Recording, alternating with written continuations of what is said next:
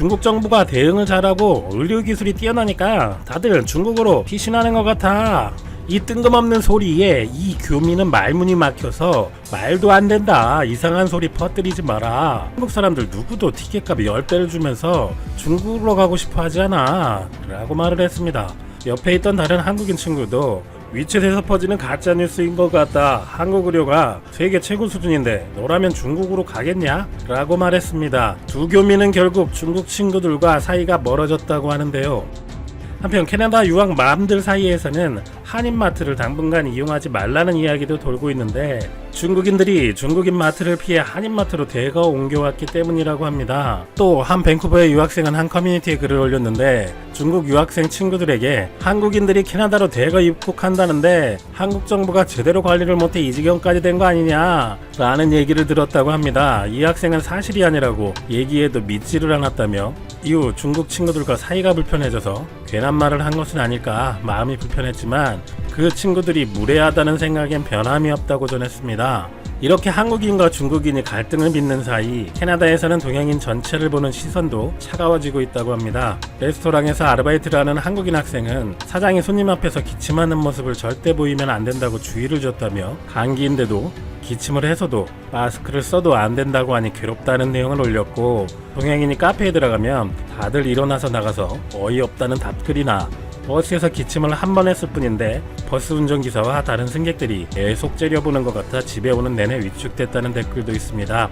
캐나다의 분위기가 이렇게 달라진 것은 캐나다에서도 판정된 사람이 급속히 늘고 있어서인 것으로 보입니다. 최근 저스틴 트루도 캐나다 총리의 부인 소피 그레고와르 여사까지 판정을 받으면서 캐나다는 충격을 받기도 했습니다. 불안감이 커지자 캐나다에서도 사재기가 확산하는 분위기라는데요. 한 마트에서는 휴지와 통조림, 생수, 돼지고기 등 생필품이 동나는 광경이 화제가 되기도 했습니다. 매장 직원은 평일 오전에도 휴지는 대부분 품절된다고 하는데 일본도 그렇고 집에서 못 나갈 수도 있으니 식료품이야 그렇다 쳐도 사재기 품목에서 휴지는 뭐 하려고 그렇게 사는지 알 수가 없네요. 원료가 마스크 소재와 같다는 루머가 퍼진 거라는 건 알고 있지만 혹시 한국인들은 모르는 화장실 휴지의 다른 용도가 있는 걸까요? 캐나다 정부가 물, 쌀, 약, 과일 등 유사시 구비할 수 있는 물건들을 미리 사달라고 발표한 영향으로 사재기가 시작됐다는 말도 있는데 사실 어느 정도만 시스템이 구축되어 있는 나라라면 사재기는 불안한 심리적 측면에서 발생하는 것이니 보통 싱가포르 총리가 혼란을 막기 위해서 발표한 것처럼 우리나라는 필요한 물품들을 안정적으로 공급하는데 전혀 문제가 없으니 불필요하게 사재기를 하지 않아도 된다 라고 하고 우리나라 단골 멘트처럼 국민 여러분들은 안심하고 생업에 종사하십시오 라고 해야 정상인데 뭐 여기는 정부가 사재기를 독려하는 특이한 사람들이네요. 캐나다에서 벌어지는 일련의 이런 일들 중에서 가장 충격적인 것은 한국인들이 중국으로 대거 탈출을 시도하고 있다. 그것도 중국 의술이 발전해서 라는 소문이겠죠. 그런데 이 얘기는 이미 2월 말에 중국 네티즌들 사이에서 급속히 퍼졌었던 떡밥이었고 이것은 사실이 아니라고 중국 언론인 황구망에서조차 보도된 내용입니다. 해당 기사에서 항공사 관계자는 최근 비행기 가격 상승은 한국인 피신이 아닌 한국, 중국 간의 항공편 자체가 크게 줄었기 때문이다 라고 설명했습니다. 당시 실제로 인천 칭다오 노선은 하루 20편에서 3분의 1 줄어든 6, 7편만 운행하고 있었다고 합니다. 또한 칭다오와 다롄 등 한국 기업이 밀집된 지역에서 최근 업무 재개가 시작되어 중국으로 복귀하는 사람들이 늘어났고 당시는 한국도 상황도 어려워지면서 중국인들이 차라리 자국으로 돌아가는 게 낫다는 현상으로 항공권 가격이 아주 약간 올라갔던 것도 있었다는 보도였는데요. 그래서 시사멘터리가 현재 항공권 가격을 한번 알아보겠습니다. 항공권 가격은 올라 변동이 많으니 일률적으로 평가할 수 없겠지만 먼저 작년 2019년 6월 토요일부터 화요일까지 제가 3박 4일간 상해를 다녀왔다면 나온 가격은 인천 푸동공항 왕복편이 동방항공 23만 9천원, 아시아나항공 37만 9천원이었습니다. 거리나 왕복 운임이라는 걸 감안하면 싼 편이었네요. 다른 물가는 해가 바뀔 때마다 팍팍 오르는데 항공권 값도 잘 안 오르는 것 같네요. 항공사 업계 관계자분들 화이팅 하십시오. 자, 그러면 이번 주말에 똑같이 3박 4일간 상하이에 다녀온다면 네이버 검색 결과 동방항공 27만 9,690원, 상하이항공 28만 8천원, 뭐 작년이랑 별 차이는 없습니다. 하지만 네이버는 한국 포털이니 못 믿는다고. 그래서 스카이스캐너로 검색한다면 동방항공 27만 5,570원, 대한항공 37만 4,368원. 역시 작년이랑 모두 비슷하네요. 검증 결과 당연히 중국으로 가는 항공권 가격 10배 폭등은 말이 안 되는 얘기로 판명이 났습니다. 아니, 말도 안 되는 소문을 검증한 시간이 아깝다 아까워. 시사멘터리는 시간을 낭비한 걸까요? 그런 건가요? 똑같은 동방항공 3월 21일 12시 55분 인천발 푸동공항행 네이버에서 검색했더니 27만 9,690원이었고 스카이스캐너 검색은 27만 5,570원으로 무려 4,000원 차이가 있다는 것을 발견했습니다. 한국이 수출하는 주력 품목인 자동차, 철강, 화장품, 음료 등의 관세를 즉시 또는 단계적으로 철폐하기로 하는 동시에 우리 농민들에게 타격이 될 수 있는 쌀, 고추, 마늘, 양파는 한국이 완전히 개방 자체를 하지 않기로 하는 완벽한 방어까지 성공시켰습니다. 정말 대단하죠. 이래도 되나 싶을 정도로 한국에 너무나 유리한 계약처럼 보이는데 한국이 이렇게 놀라운 외교를 보여주었음에도 상당히 비판적인 시선으로 바라보시는 분들도 계셨습니다. 이분들의 생각은 파나마 GDP 72조 원, 코스타리카 67조 원, 엘살바도르 29조 원, 온두라스 27조 원, 니카라가 16조 원이야. 이들을 모두 합해도 211조 원밖에 안 돼. 삼성전자 1년 매출액 230조 원보다 낮고 한국 GDP 1893조 원의 9분의 1 수준인데 한국에 도대체 무슨 도움이 된다는 거야? 네, 이분들의 생각도 맞습니다. 자, 그런데 국가 대 국가의 외교 관계를 분석할 때 단순히 GDP만 가지고 비교하는 것은 정말 위험한 행동이고 이 방식을 적극적으로 사용하는 대표적인 국가가 바로 일본입니다.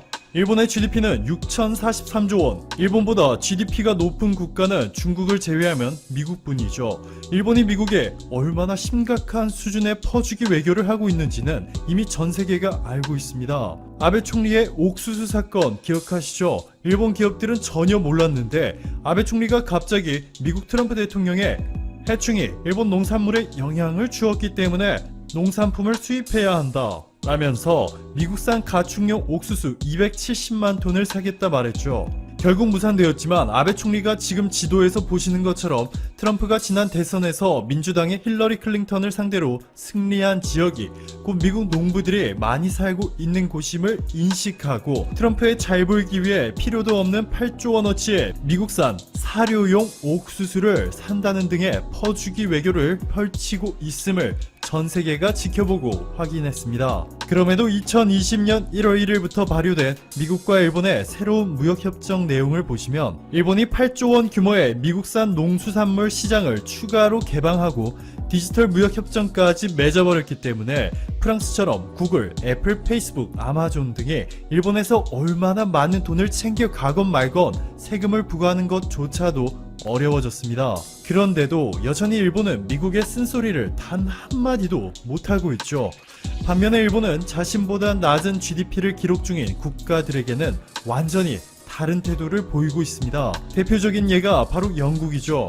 독일과 프랑스의 경우 일본보다 GDP는 낮지만 유럽연합을 움직이는 핵심 국가들이기 때문에 일본이 함부로 대하지 못하고 있는데 유럽연합을 빠져나오는 브렉시트를 앞둔 영국에는 보기 불편할 정도로 막가파식 외교를 보여주고 있습니다. 영국이 유럽연합에서 빠져나왔을 때의 상황을 대비해서 미리미리 아시아 최초로 영국과 새로운 FTA를 체결한 한국과는 달리 일본은 외무성을 통해 소프트 브렉시트를 하지 않으면 일본 기업들은 영국을 떠날 것이라 경고의 메시지를 날렸을 뿐만 아니라 실제로 일본의 닛산, 혼다, 토요타, 파나소닉, 소니 등의 회사들이 영국에서 생산을 종료하거나 다른 국가로 옮겨버리는 타일 영국을 선언하였습니다. 닛산은 영국에서 인피니티 생산을 종료하고 새로운 SUV 모델 생산 계획도 철회하였고요.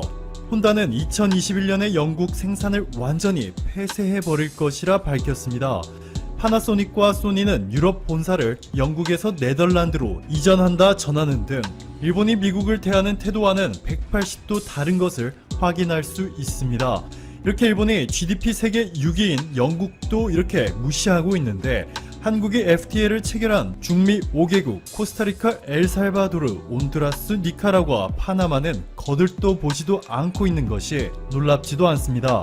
자, 그런데 일본은 무시했지만 한국은 높게 평가해 아시아 최초로 FTA까지 체결한 바로 이 중미 지역에서 놀라운 상황이 만들어지고 있습니다. 그 주인공은 바로 엘살바도르. 인구 660만 명에 면적도 2만 1000제곱킬로미터, 한국의 10분의 1도 되지 않는 데다가 1인당 GDP는 440만원. 경제 규모는 정말 작죠. 자, 그런데 엘살바도르는 북미와 중미의 주요 도시에 비행기를 통해 2시간에서 최대 5시간 이내로 도착 가능한 전략적 위치를 자랑하고 있습니다.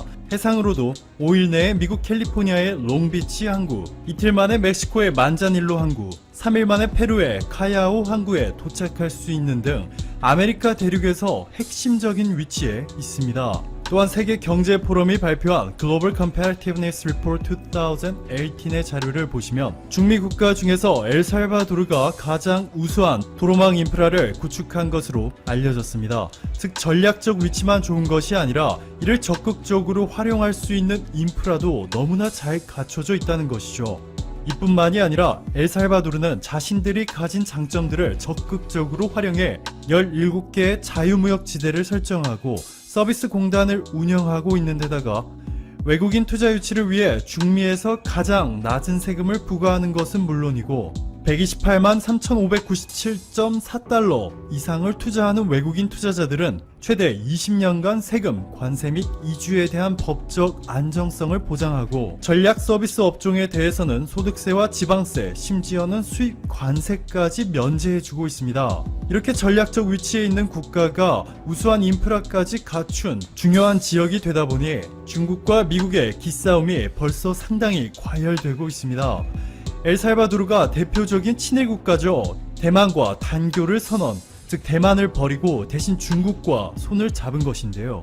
최근 나이브 부켈레 엘살바도르 대통령은 자신의 트위터에 중국의 시진핑 국가주석이 방금 전에 엘살바도르와 대규모 협력을 하는 것에 합의했다.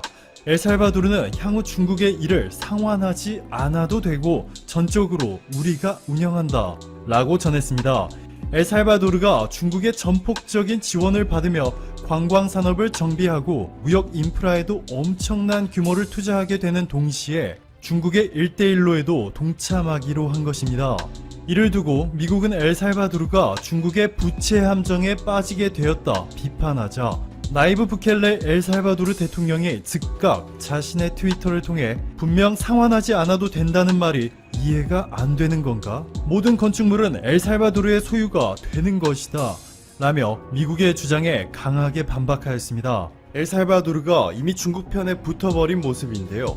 SCMP의 보도에 따르면 중국의 영업권을 넘기면 일본이 엘살바도르 항만 프로젝트에 대한 자금 지원 약 1200억 원을 철회하겠다 경고하였습니다.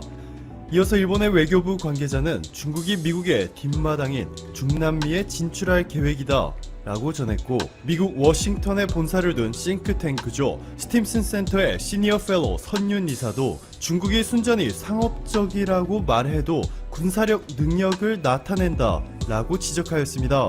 일본의 교도통신이 발표한 보고서도 엘살바도르가 동부에 있는 라 유니온 항구를 군사기지로 만들려는 중국의 의도를 경고하였습니다. 미국이 한국과 일본에 사드를 배치해 중국을 견제하고 감시하고 있듯이 중국이 엘살바도르를 완벽한 전략적 요충지로 확보하게 되면 미국뿐만 아니라 멕시코와 중남미까지 한 번의 감시망 레이더 범위 안에 넣을 수 있게 되는 것이죠.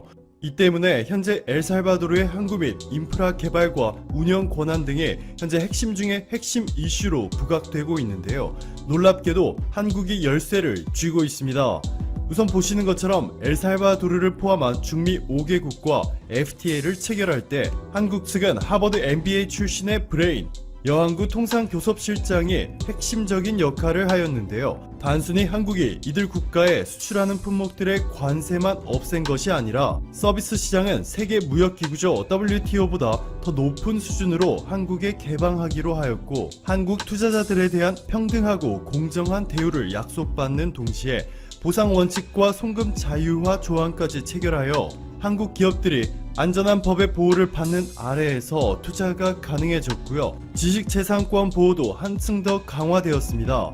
자, 그런데 여기까지가 전부였다면 미국의 앞마당에서 펼쳐지고 있는 미국과 중국의 치열한 기싸움에서 한국이 열쇠를 쥐고 있다 라고 표현하는 것은 무리가 있고, 대신 열쇠 고리를 쥐고 있다 정도가 적당하겠지만, 한국이 정말 열쇠를 쥐고 있는 확실한